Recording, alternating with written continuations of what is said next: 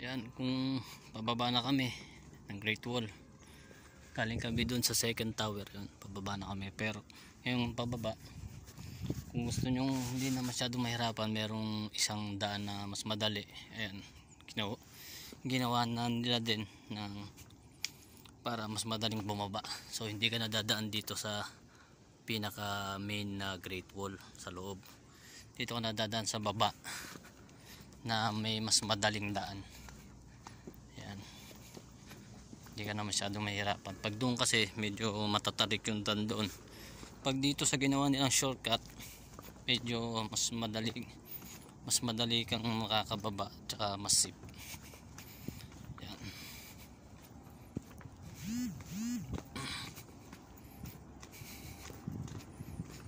So ito yung first tower, ayan. Dito na tayo kasi kanina doon tayo dumaan sa loob doon. Ngayon dito na tayo sa baba para mas madali. Yan, China Great Wall.